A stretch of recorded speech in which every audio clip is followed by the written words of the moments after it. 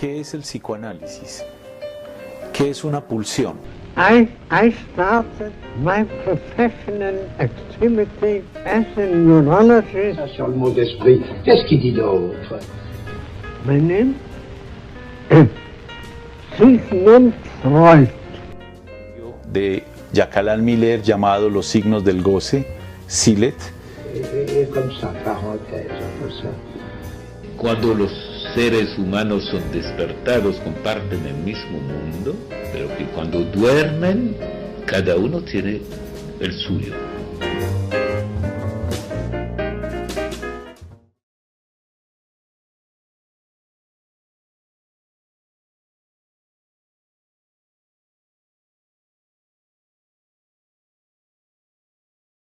Bueno, vamos entonces a comentar la conferencia número 9, la censura onírica, de las conferencias de introducción al psicoanálisis de Sigmund Freud.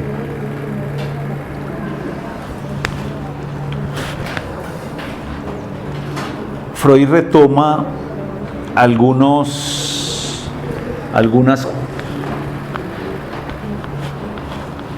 conclusiones provisionales que ha inferido de el análisis de los sueños de niños que tratamos la vez pasada. A saber, dice que hemos llegado a conocer la génesis y la esencia de la función del sueño. La función, la esencia y la génesis. A saber que los sueños son eliminaciones de estímulos psíquicos perturbadores del dormir por la vía de la satisfacción alucinada. Entonces ahí hay, en esa definición provisional, que explicar algunas cosas. Es claro entonces que una cosa es el sueño y otra cosa es el dormir. El dormir es una función orgánica, corporal, de la misma manera que tenemos el comer, de la misma manera que tenemos el beber, son distintas necesidades orgánicas. La mayoría de los seres vivientes necesitan dormir y el cuerpo, hay un momento en que se coloca en estado de reposo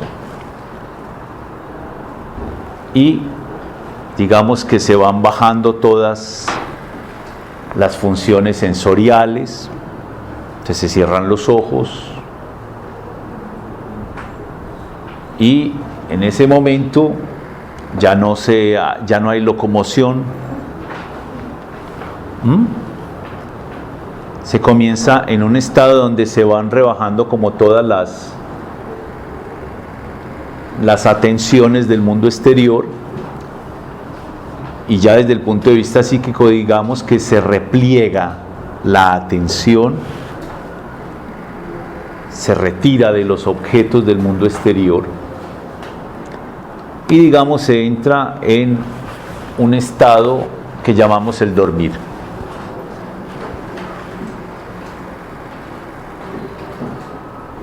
Casi todos los organismos vivos necesitan eso, por lo menos en el reino animal y en el reino homínido. Pensemos en los humanos. Así duerman poquito, así duerman mucho, así duerman a ciertas horas, así hagan siesta, no hagan siesta.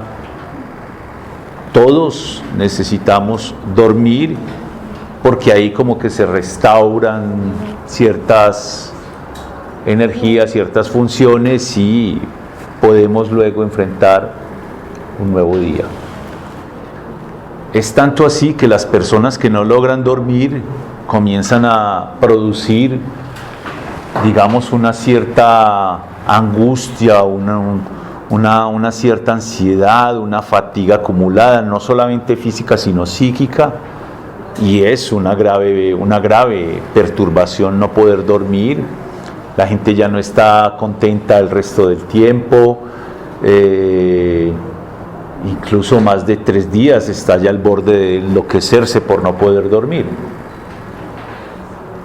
Esa es una función, digamos, orgánica, fisiológica, dormir.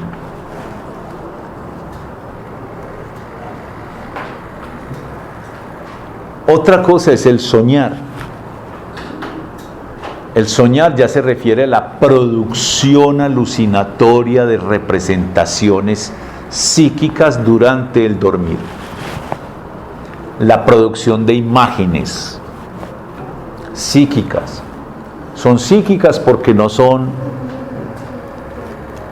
materiales, no son orgánicas, pero esas imágenes se producen en el psiquismo cuando dormimos.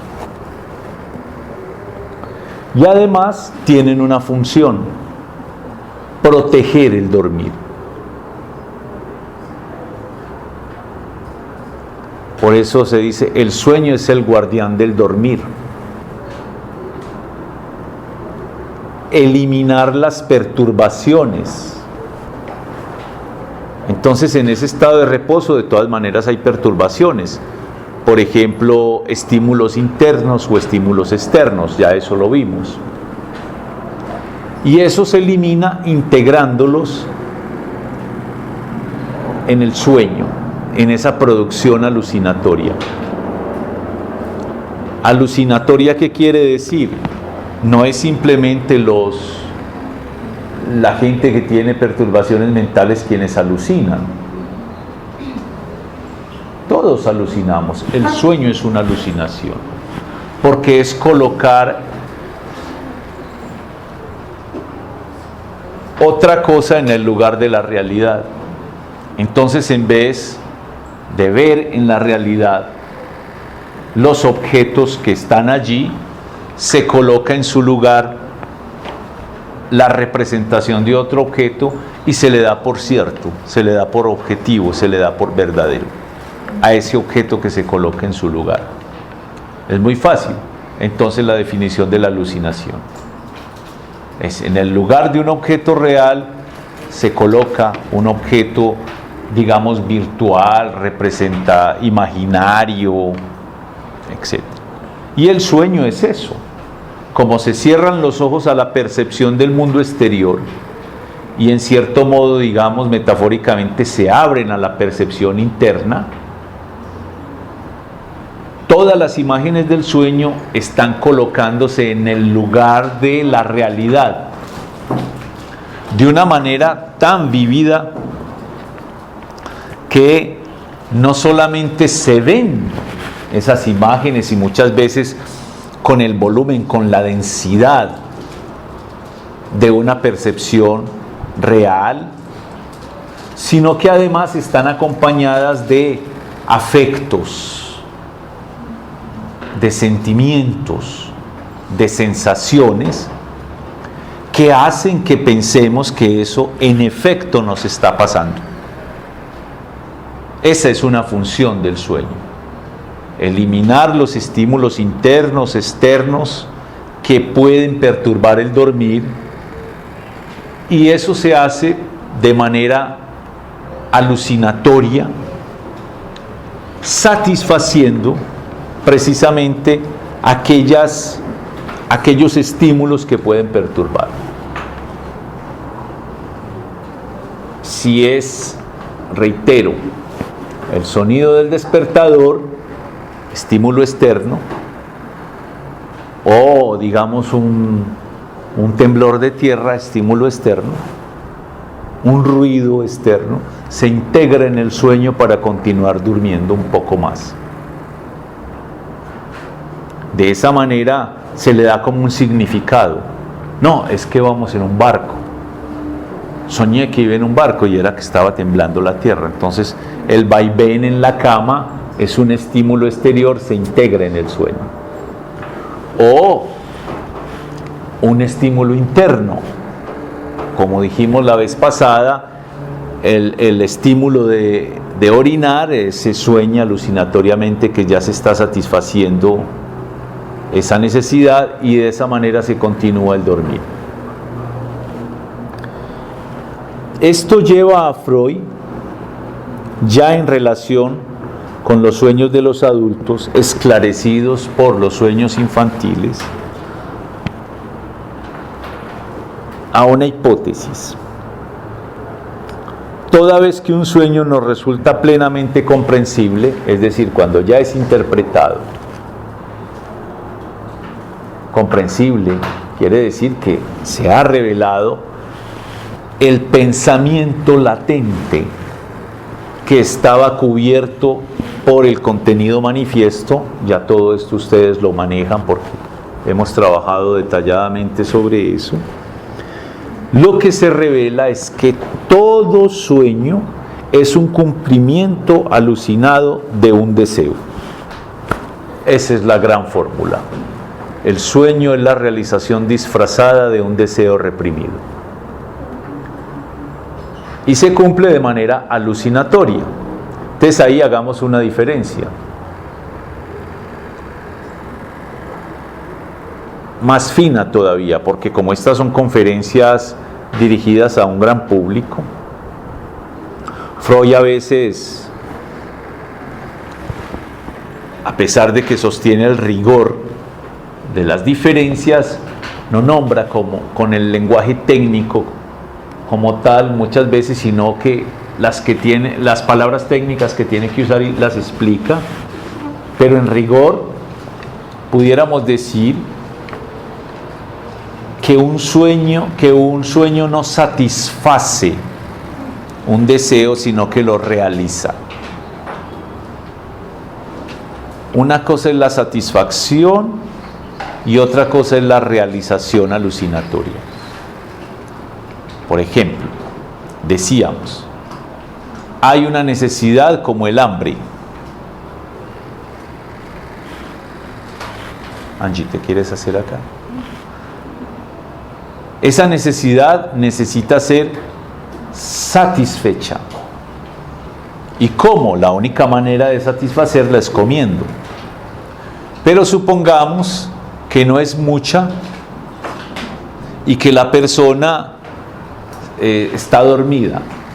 Entonces, como no es mucha, eso se vive como un estímulo interno del organismo que atenta contra el dormir, quiere perturbar el dormir.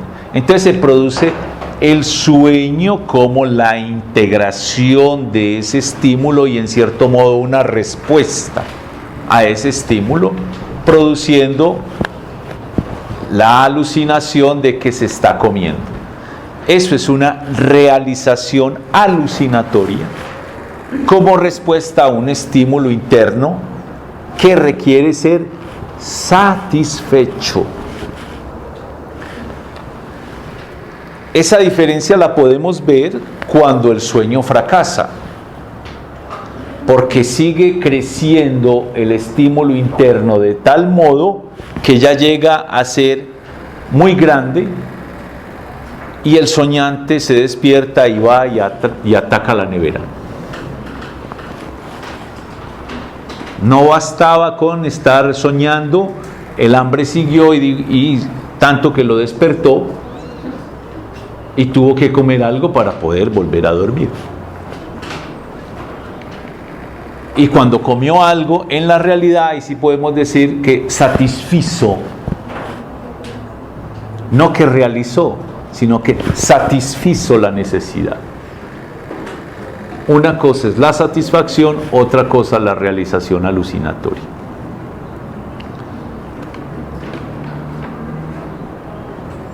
Es una gran fórmula eso, de que el sueño cumple alucinatoriamente un deseo. Pero esto nos coloca al sueño en la misma serie de las operaciones fallidas que hemos venido estudiando hasta ahora. Nos coloca al sueño en la misma vía de un lapsus de un olvido, de un chiste,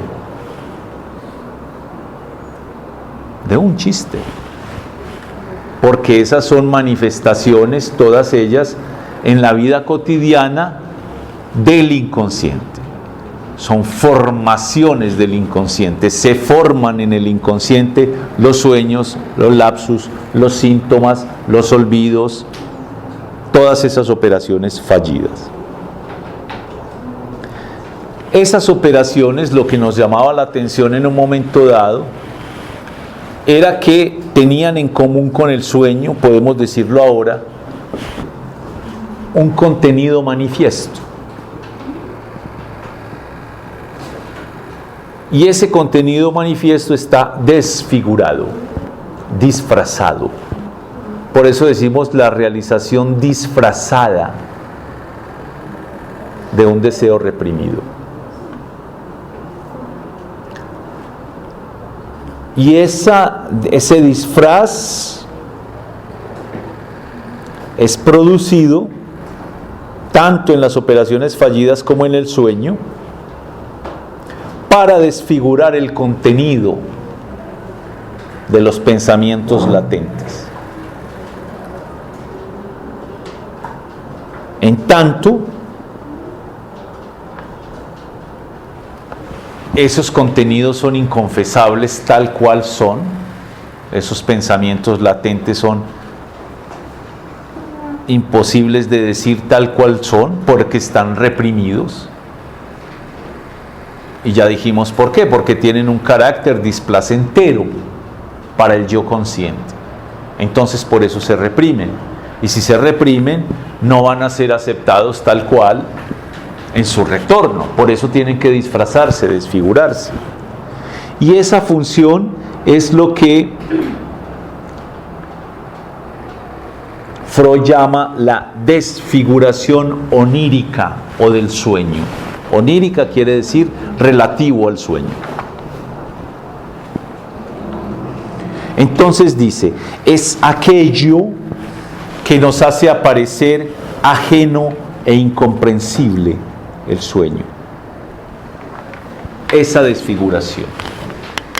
Marelis muy bien lo colocó acá, ajeno e incomprensible. Incomprensible pues va de suyo. Hay una dimensión absurda en el sueño, absurda. Ve esto que soñé tan raro. Decir tan raro quiere decir que es incomprensible. Tan raro. ¿Y por qué es raro? Porque ha sufrido una desfiguración onírica. Pero además, otra estrategia de desfigurar no es solamente volverlo incomprensible, sino volverlo ajeno, ajeno al yo.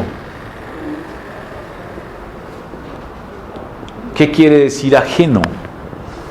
Lo que no es mío, lo que es de otro, lo que no me puedo atribuir a mí mismo, porque es inconfesable atribuirme a mí mismo un deseo de esa naturaleza.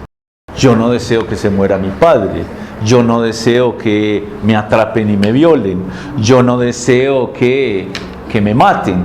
Eso sería como una objeción. Pero también es, ¿o qué clase de deseo es el que está allí realizado de manera desfigurada en ese tipo de sueños? Es una buena pregunta. Ahora, que sea ajeno es una característica interesante, porque ¿qué quiere decir eso? Hay un yo. El yo se constituye con base, por ejemplo, en las identificaciones que tomamos de los demás. ¿Ya dijimos algo de esto o no? ¿Sí o no? No. No hay una esencia, no hay una nuez, no hay una pepa, la fruta. Que ustedes ven que a veces hay algunas frutas que se pelan y hay una nuez, una semilla dentro. El yo no tiene una esencia. No hay una esencia. Pudiéramos decir más bien que el yo es como una cebolla de huevos. Una cebolla de huevo tiene una capa y otra capa y otra capa y otra capa, y la superposición de esas capas es lo que forma la cebolla. Pero si tú comienzas a pelar la cebolla, una capa, una capa, una capa, al final no hay nada. Bueno, ese es el yo. Es como alrededor de una nada, la nada en que nacemos, comienzan a formarse capas de identificación. ¿Y qué es una identificación? Es un proceso psíquico inconsciente mediante el cual, reitero, inconsciente, no sabemos que eso pasa, se toma un rasgo del otro y conforme a ese modelo el sujeto se transforma adoptando el rasgo del otro. Los niños adoptados, pues todos, pero digamos los adoptados, que no podemos decir que hay un paquete genético. Entre más chico se adopta, más evidente es el fenómeno de la identificación. Terminan pareciéndose muchísimo a la familia de adopción. No necesariamente a nivel físico, pero sí a nivel de la gestualidad. Cómo tuerce la boca, cómo camina, cómo se sienta, qué postura asume, qué palabras usa, cómo mira. Todo eso son identificaciones. Primero imaginarias, es decir, la imagen del otro sirve de modelo y se va transformando y por eso termina apareciendo. Pero también simbólicas, se toman del otro palabras, refranes, y detrás de eso modos de pensar, modos de sentir, modos de actuar inconscientes de la madre, del padre, del hermano, del tío, del abuelo, de la abuela, del maestro, de todos vamos tomando identificaciones. Y conforme a, es decir, capas de la cebolla. Y con todo eso hacemos una síntesis. Y esa síntesis es el yo.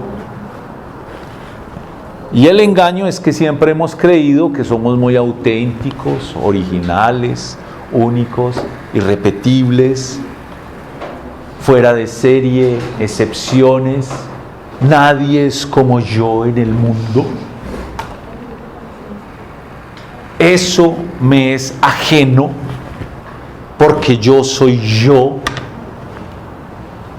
Mientras que lo que estamos viendo con el concepto de identificación es que yo soy los otros. Yo soy la síntesis de los otros con los que me he identificado. Como esto es un proceso inconsciente, es una cosa complicadísima.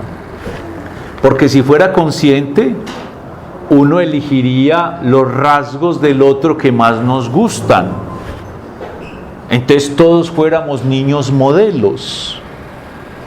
Elegiríamos tener la inteligencia de tal, por ejemplo, la inteligencia de Einstein, o la de Freud, o la de Leonardo da Vinci. Elegiríamos tener la belleza de Scarlett. Entonces, Scarlett Johansson. Elegiríamos lo mejor, la bondad del Papa, qué sé yo, o de la Madre Teresa, o de Gandhi, o de Mandela, en fin. Elegiríamos los modelos sociales si fueran elecciones conscientes. Pero como son inconscientes, quiere decir que no tenemos un control de a qué nos identificamos. Y ustedes ven que el niño generalmente aprende cosas y que los padres dicen, pero siempre coges lo peorcito de los demás. En vez de estudiar como tu hermanito, ahora te estás pareciendo al vago de tu primo.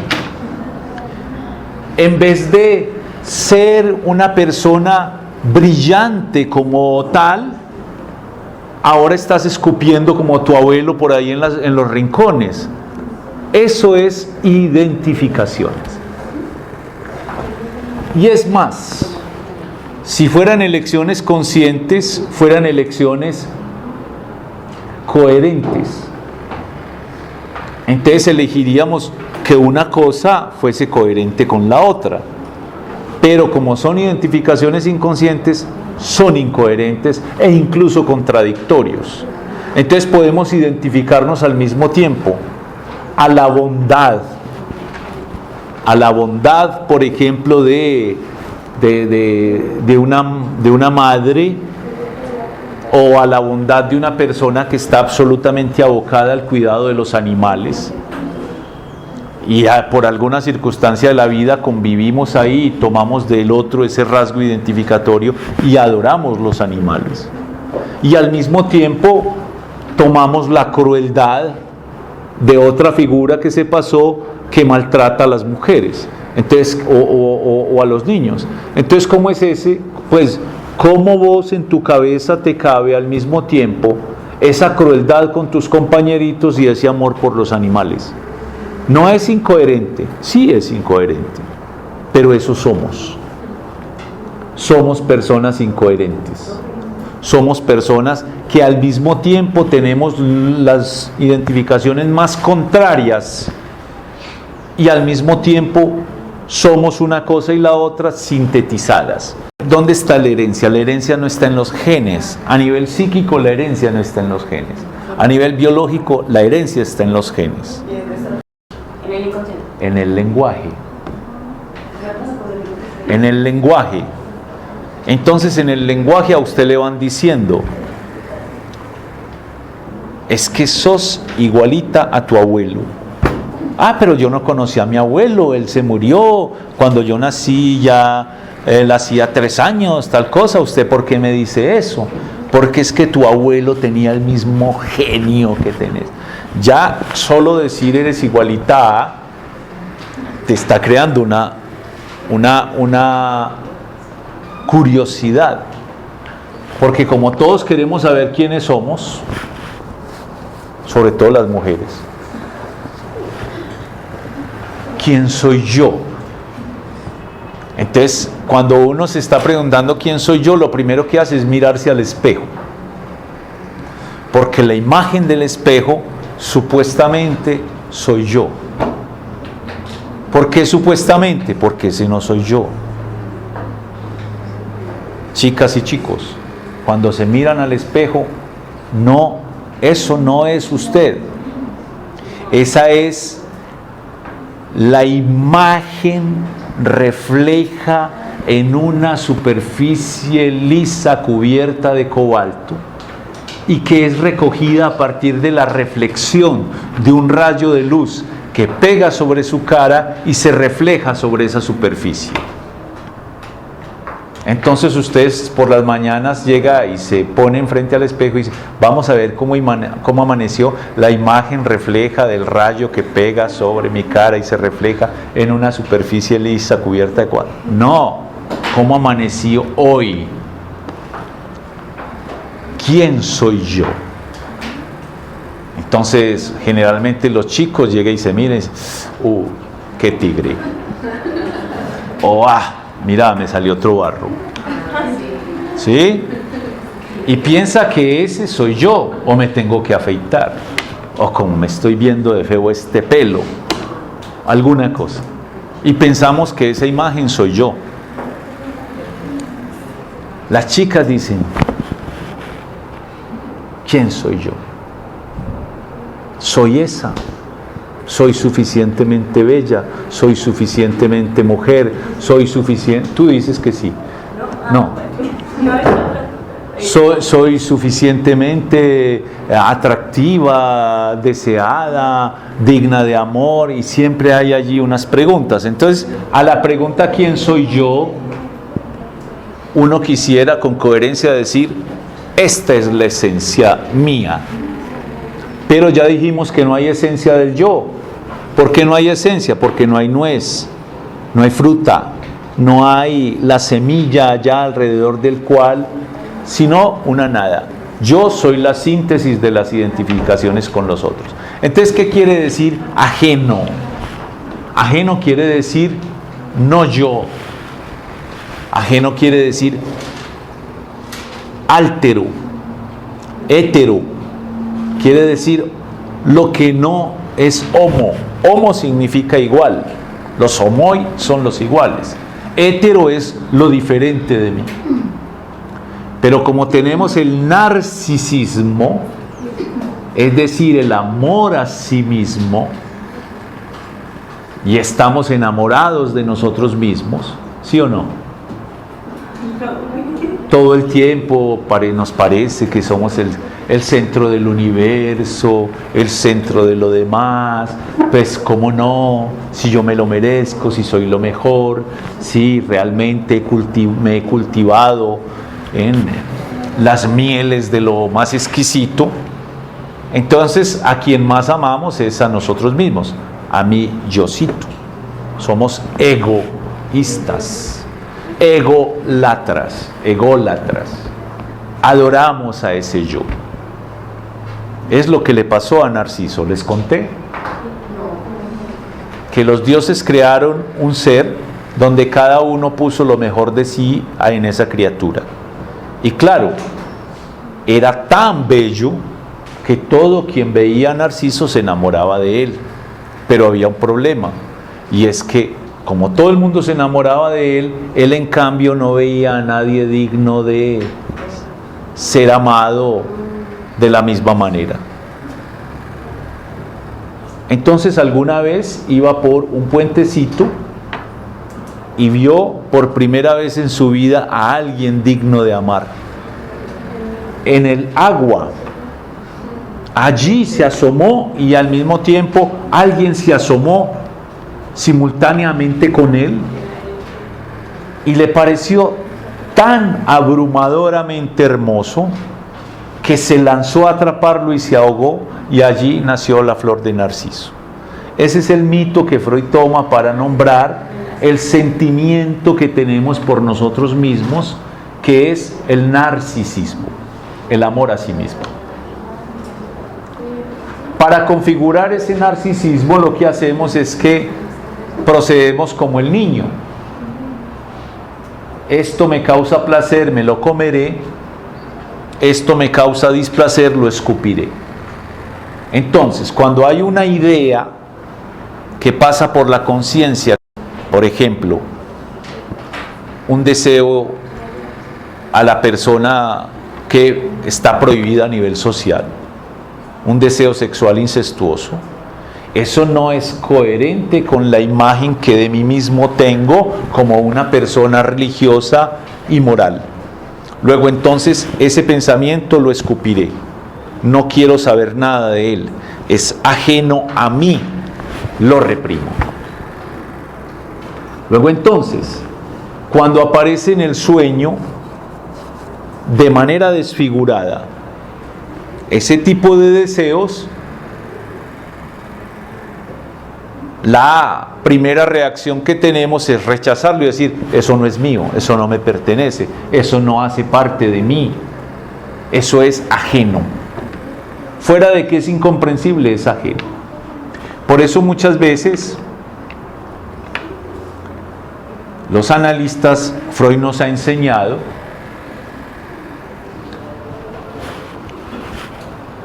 escuchar muy bien lo que las personas quieren mantener alejadas de sí. Y cuando a uno le relatan un sueño, uno dice qué es lo que le parece más extraño de ese sueño, en el sentido de lo más incomprensible. ¿Y qué es lo que usted reconoce como lo que sería más ajeno, más lejano a usted? Por ahí está la pista. ¿Por qué? Porque incomprensible y ajeno son mecanismos de la desfiguración. Es como cuando las personas tienen otro mecanismo parecido a estos lapsus, a estos sueños, que se llama la denegación.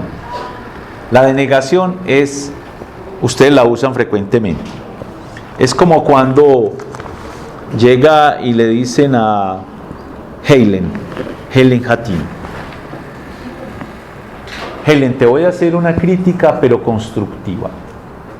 No vas a pensar que lo que te voy a decir es porque te tengo envidia. Cuando dice, quítele el no vas a pensar que, y entonces encontrarán qué es lo que le quieren decir. Primero te voy a hacer una crítica, ponga entre paréntesis el constructiva. Lo que te voy a decir es porque te tengo envidia.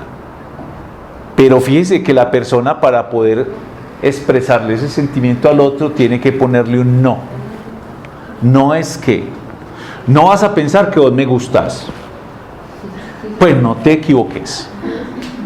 Pero lo que te voy a decir es por tu bien. O no vas a pensar que yo te odio, o que te tengo envidia, o que me pareces muy creída, o muy creído, o que me pareces muy pretencioso. No vas a pensar eso. Pero es que a veces vos te comportás de tal. Eso es lo que realmente piensas. Quítele en el no. Quítele en el no y encontrarán la tendencia inconsciente. Entonces, claro, decir lo más ajeno es lo que no sos vos. Hay un psicoanalista que se llama Jacques Lacan, que una vez usó una expresión y que es muy importante para este contexto, y que luego otro psicoanalista, por fortuna todavía vivo, que se llama Jacques Alain Miller, hizo de él un curso. Es lo que se llama extimidad. Ustedes han oído intimidad. Lo íntimo es una preposición griega que significa dentro de, interior, o incluso cuando uno dice la ropa interior es la que está más escondida, dentro de otra. Cuando dice mi interior es dirigido hacia uno mismo.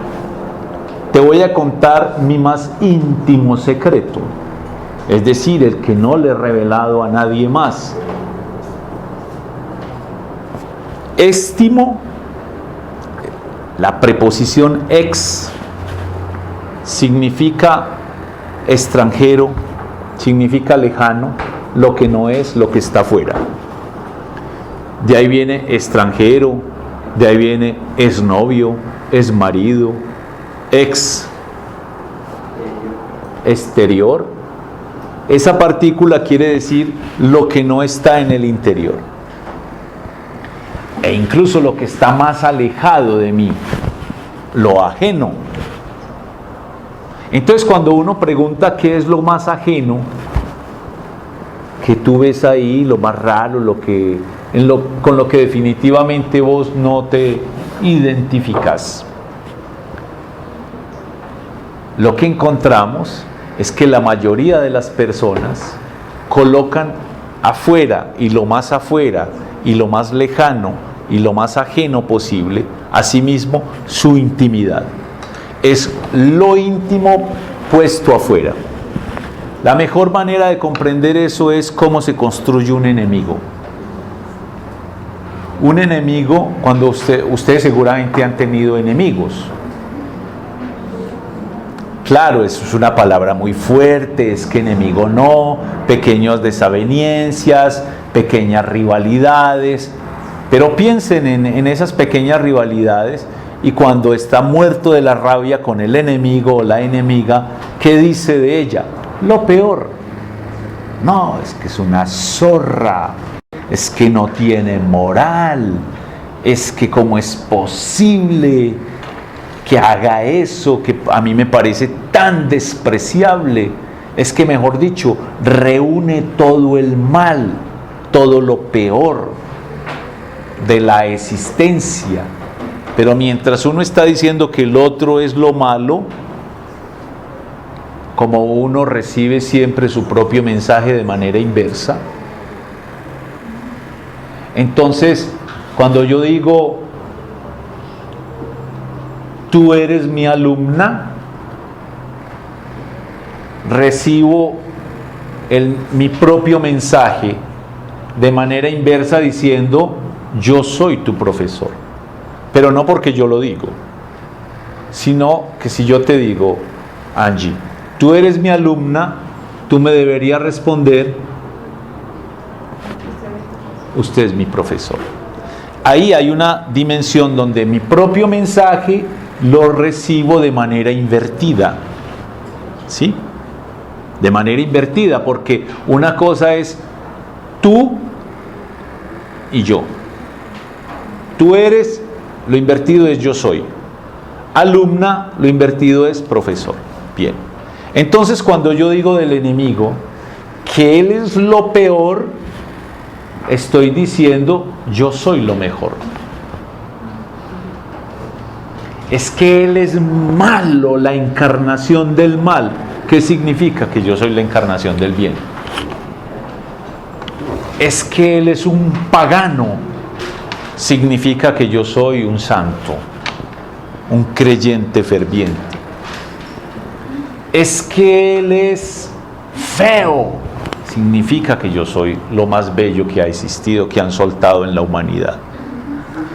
Y analicen un poco ustedes los discursos del enemigo y encontrarán eso, que quiere siempre decir lo contrario. Pero ¿qué nos enseña el concepto de estimidad? Que yo pongo en el otro lo que yo soy, pero que no estoy dispuesto a aceptar lo que soy. Entonces, cuando yo digo que el otro es un inmoral, es porque a mí se me ha pasado por la cabeza una inmoralidad semejante, pero que yo no puedo aceptar. Pero estoy muerto de la envidia de cómo él lo hace. Fíjense, por ejemplo, en las peleas de vecinos.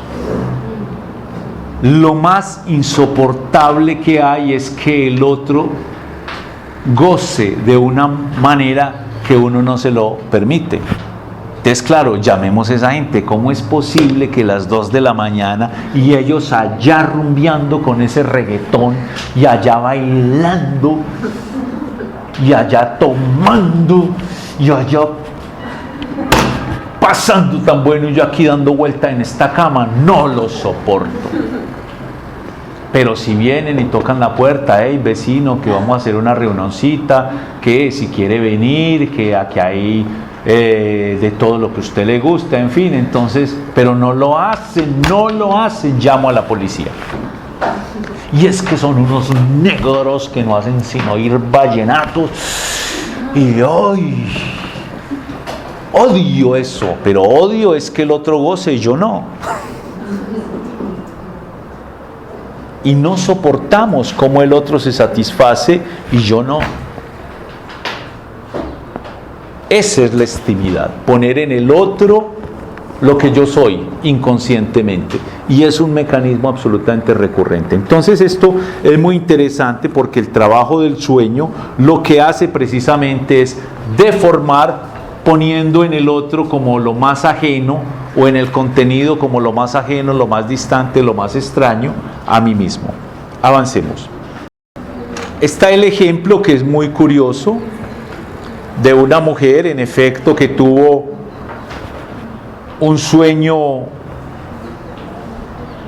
abominable, estúpido. Fíjese que ahí está. Estúpido quiere decir incomprensible. Abominable quiere decir una cosa que uno desprecia, que eso es ajeno a mí, ajeno. Dijo: de día y de noche no piensa en otra cosa que en su hijo.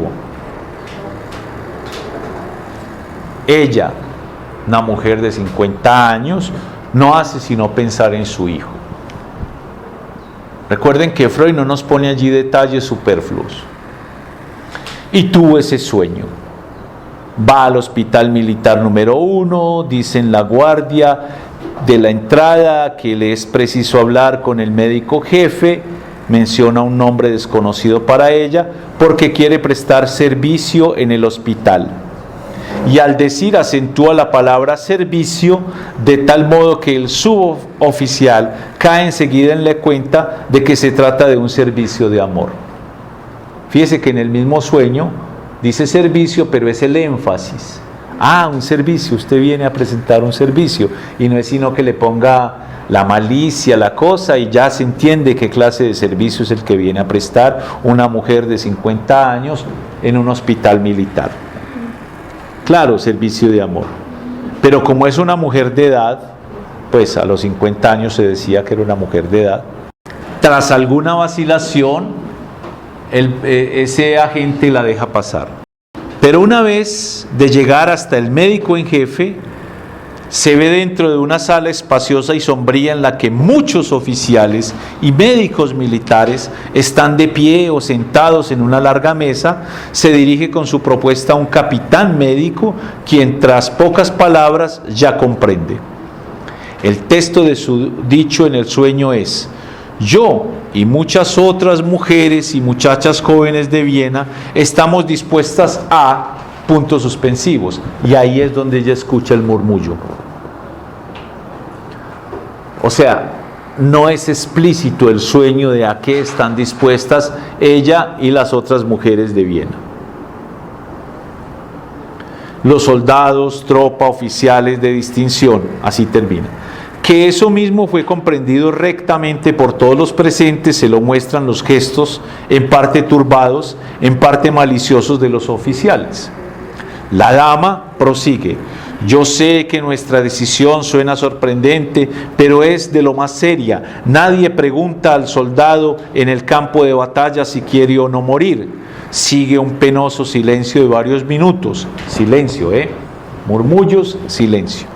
El capitán médico le rodea la cintura con el brazo, es un detalle inusual, y le dice: noble señora, suponga usted el caso de hecho de que llegara a... puntos suspensivos, murmullo. Fíjese que es en los puntos candentes del diálogo donde aparece el murmullo o el silencio. Eso es la censura. Eso es la elaboración onírica. Apareciendo ahí como cuando el audio del radio se daña, o la conversación. Estás conversando con alguien en el teléfono celular, se le va la señal y ¿qué fue lo que me dijiste? Entonces tú quieres es que pero espérate, que es que yo no sería capaz de llegar hasta ese es el efecto que aquí nos está diciendo del murmullo, y eso que aparece en la contingencia, que se va y viene la señal, es lo que el sueño aquí traduce bajo la forma de murmullo o silencio. En todo caso aparecen 3 veces el murmullo. Estamos las mujeres dispuestas a... Suponga usted el caso de hecho que se llegara a... o considerar la edad, no sea que una mujer mayor con un mozo, murmullo. Aparece eso.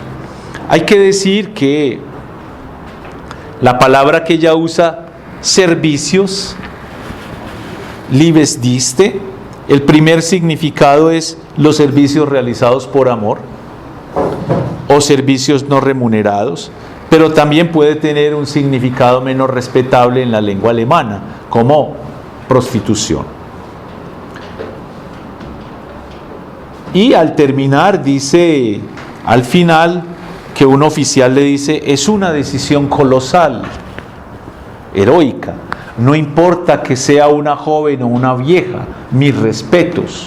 Con el sentimiento de cumplir simplemente su deber, ella trepa por una escalera interminable, o sea, va a cumplir los servicios de amor.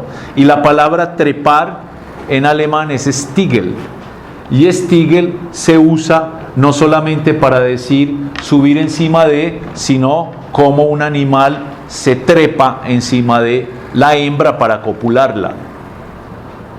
Porque literalmente algunos animales tienen que montar encima de la hembra para copularla. Esa es la palabra que aparece. Entonces fíjese cómo hay un uso del lenguaje por parte del sueño donde deja filtrar los significados. Ahora, este es un sueño donde ella sentiría algo ajeno. Una persona tan respetable de 50 años en esa época no se iría a prestar ese tipo de servicios. O sea, eso es ajeno. Además es una cosa absurda, abominable, es una cosa estúpida, como esos murmullos. ¿Qué quiere decir? Cuando interpreta el sueño, ¿qué encuentra? Primero hay un contexto, como los restos diurnos. Los restos diurnos es que estas conferencias son dictadas en 1915 y 16, están en la Primera Guerra Mundial. Y se sabe que, como ella dice, los soldados aquí no vienen a decir quién quiso o quién no quiso venir a combatir, son obligados. Y por eso, para aliviar esa obligación, hay que atenderlos no solamente desde el punto de vista de darles comida, darles bebida, sino que también sería muy recomendable para ellos darles servicios de amor. Y por eso ella heroicamente logra vencer esos obstáculos hasta que por fin le dicen sí, es colosal su decisión, mis respetos, y ella tiene el sentimiento de cumplir un deber y sube las escaleras infinitas. Pero recuerden que ella día y noche no piensa en otra cosa que en su hijo, que por supuesto también está en la guerra. Y ahí es donde comienza a aparecer una cosa medio escabrosa, como ella dice, estúpida y abominable. Porque de pronto en esos servicios de amor tan colosalmente ella, que va simplemente a cumplir con su deber patriótico, y va y se encuentra con el hijo. Eso sería inconfesable. Eso sería inconfesable. Pero en cierto modo es lo que aparece, porque los otros generales, simplemente coroneles, tenientes, soldados, ella ahí, en nombre del deber, sacrificándose, diríamos entre comillas, que es una expresión que nosotros usamos. Estamos comiendo, entonces alguien dejó el postre y tú ya te comiste el postre. ¿Quieres comerte este postre que yo no quiero? Bueno, yo me voy a sacrificar. Y usamos la palabra sacrificar de manera coloquial para decir, me encanta que me hayas ofrecido el postre, pero como yo ya me comí uno y me da pena comerme dos, y ese es el tuyo, pero me encanta, voy a hacer el sacrificio de mi salud, de volverme un poquito más gordo. Y no es que yo me vaya a satisfacer comiéndome tu postre, es un sacrificio. Realmente lo hago para salvar tu alma, lo hago para que no se pierda la comida, porque el mundo está sufriendo una hambruna, una escasez. Hay niños en África que no tienen esos postres, o allí en Venezuela, entonces yo me voy a sacrificar. Pero en ese sacrificio yo estoy escondiendo mi placer, que soy un goloso de los postres, que me encanta el placer oral del chocolate, del chantilly, etcétera, etcétera. Entonces mi gula yo la escondo bajo la forma de la gula, que es un pecado capital, la escondo bajo la forma de un sacrificio. La señora, tan respetable, tan dama, está escondiendo su deseo sexual bajo la forma de un deber patriótico. Así aparece. El contenido manifiesto es que está cumpliendo un deber patriótico. El pensamiento latente es: qué bueno que a esta edad yo todavía pudiese ser objeto del deseo de hombres y tener relaciones sexuales.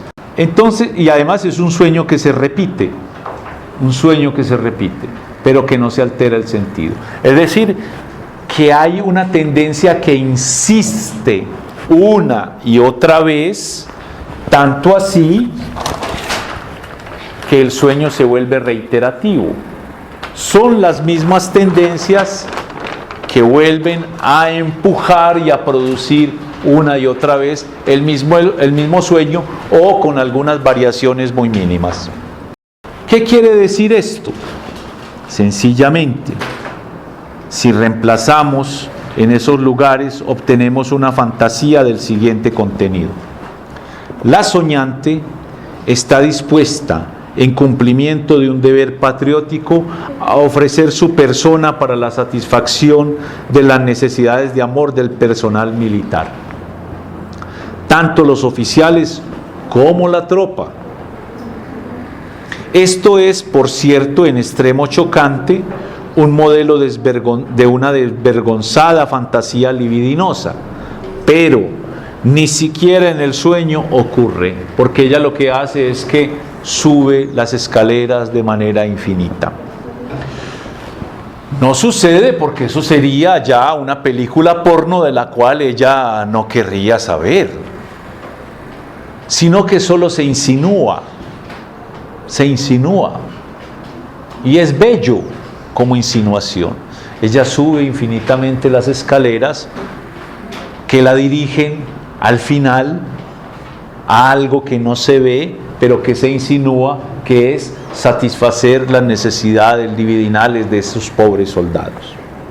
Precisamente ahí donde la trama exigiría esta confesión, en el sueño hallamos un murmullo no nítido. O sea que usted viene a zzz, y supóngase que uno y otro quieran que usted zzz, y a pesar de su edad a usted le gusta zzz, eso es lo que es inconfesable, y por eso aparece el murmullo, es decir, algo se ha perdido, algo se ha sofocado, y eso puede aparecer no solamente como murmullos, sino como silencios o como pedazos inconexos, como piezas sueltas, como fragmentos vacíos, lugares vacíos.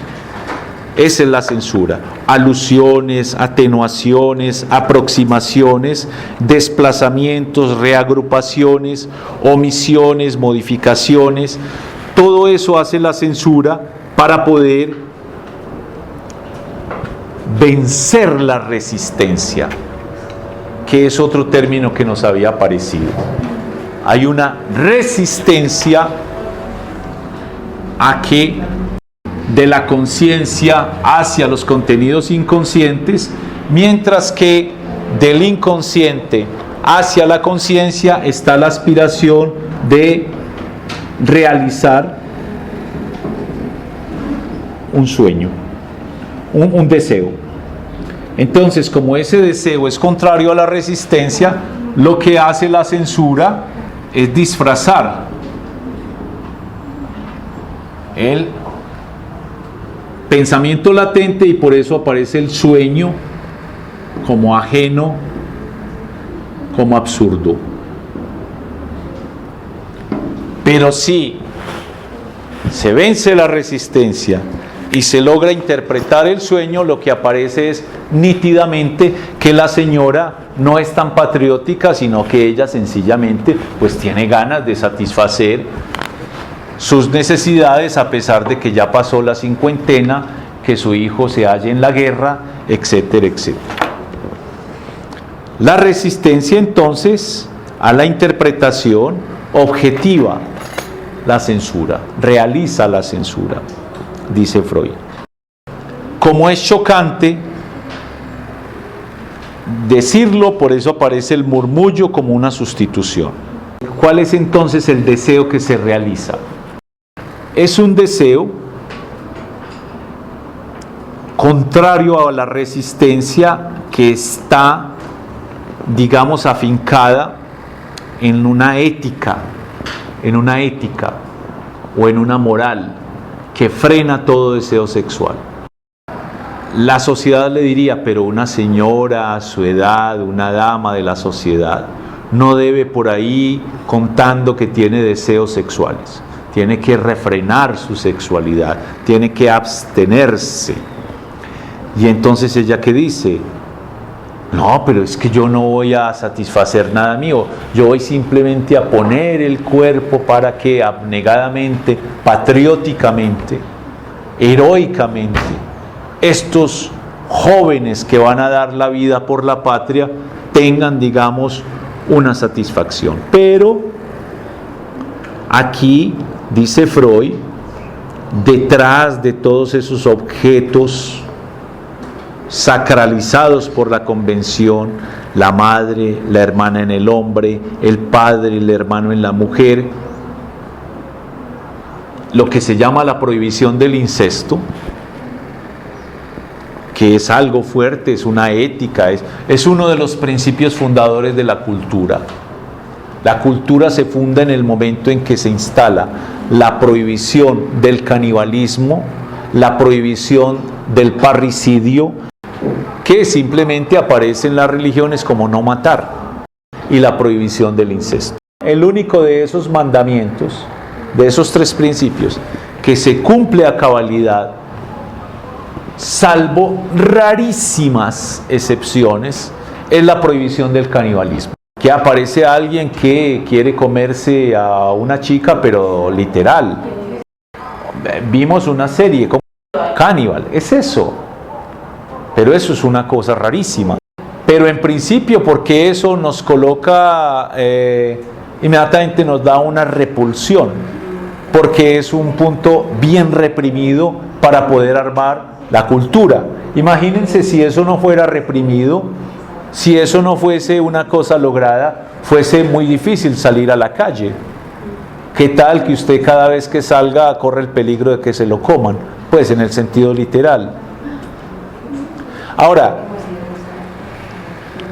la prohibición del incesto, eso también es un mandamiento social, cultural, que permite que las personas establezcan lo que se llaman las estructuras elementales del parentesco.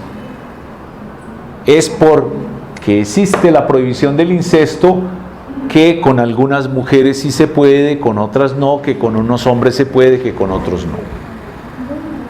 En nuestra cultura, con la madre no, con el padre no, con los hermanos no, incluso con los primos ya hay que, con los tíos no, con los primos ya hay que pedir un permiso a la iglesia para casarse con un primo. Y eso nos arma estructuras de parentesco, pero a pesar de que ese es un mandato que establece la cultura y lo social, el incesto como crimen, incluso castigado, está por ahí y más frecuente de lo que pensamos. Es una cosa que incluso cuando pasa sobre menores de edad tiene castigo, y lo mismo el matar a la madre, matar al padre, se piensan como crímenes mayores, matar al hijo, por eso tienen esos nombres: parricidio, matricidio, filicidio, fratricida. Todo eso hace que haya una especie de connotación de crimen mayor. Está prohibido, pero eso no quiere decir que la gente lo adopte de manera total. Lo que Freud nos está revelando acá es una cosa absolutamente horrorosa.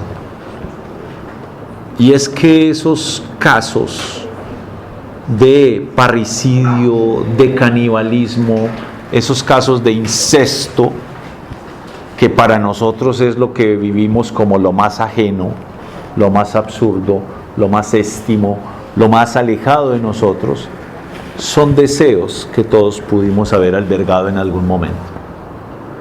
Deseos incestuosos. Es normal, por ejemplo, que un chico pequeño, que ve que viene una figura que lo cuida, que lo cambia, que lo amamanta, que lo acaricia, que lo quiere, que emerja un sentimiento de amor por esa persona, apenas es natural. Figúrense en la edad que ustedes tienen, que llegue, digamos la mayoría son mujeres, que llegue un hombre que comience a cuidarlas, a sustentarlas, a preocuparse, cómo te fue, qué hiciste, este avatar qué, este tal otro, y que simplemente esté muy preocupado por su bienestar y que no necesariamente le haya declarada ninguna intención sexual, termina habiendo una relación ahí de un afecto, e incluso eso puede crecer hasta un gran amor. Entonces es normal que el chico se enamore de la mamá y que la chica se enamore del papá. Son deseos incestuosos, pero que luego cuando crecemos y sabemos que eso es prohibido, lo reprimimos. Pero ¿qué pasa? Que lo reprimido retorna. Y el amor de esta madre por el hijo, que de día y de noche era lo que ocupaba su pensamiento, de día y de noche no piensa en otra cosa que en su hijo combatiente, aparece inequívocamente esa libido dirigida hacia el hijo de manera incestuosa. Apetitos que creemos lejos de la naturaleza humana demuestran fuerza suficiente para excitar sueños Y mira aquí la respuesta a tu pregunta. También el odio se incuba sin frenos. Deseos de venganza, de muerte contra personas allegadas. Las más amadas en la vida, los padres, los hermanos, el cónyuge, los propios hijos, no son nada inhabitual. Esos deseos censurados parecen subir de un verdadero infierno. Tras la interpretación en la vigilia, ninguna censura nos parece suficientemente dura contra ellos. ¿Cómo yo voy a desear que se muera mi padre? Si él es quien me protege, la persona que más se ha ocupado de mí, etc. Pero es que recuerden que hay la ambivalencia. Basta, por ejemplo, un amor en nuestra cultura tan incondicional como el de la madre hacia el hijo. Pero basta que la madre le diga un no al hijo. No te dejo ir a rumbear con tus amigos, sos un menor de edad, la ciudad está absolutamente peligrosa, te puede pasar algo, te pueden encarcelar, es que mi mamá tan empeliculada, es que mi mamá sí realmente no me quiere, y a lo último tira un portazo y dice, maldita vieja, ¿cuándo era que muera para yo poder hacer lo que me dé la gana? Ahí hay odio. Claro, es un momento, es fugaz. Enseguida el sujeto siente culpa de tener esos deseos, pero los tiene. Entonces, claro, en el sueño también aparece eso. Pero son deseos censurados. Por eso la interpretación lo que hace es mostrar que así eso nos parezca obsceno, nos parezca lejos de nosotros.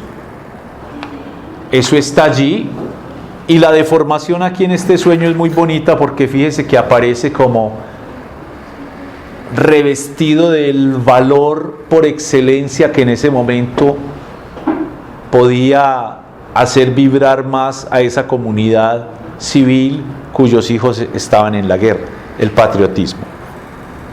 Como dice Freud aquí en francés, ça n'empêche pas d'exister. Eso no impide que eso exista. Gracias por venir.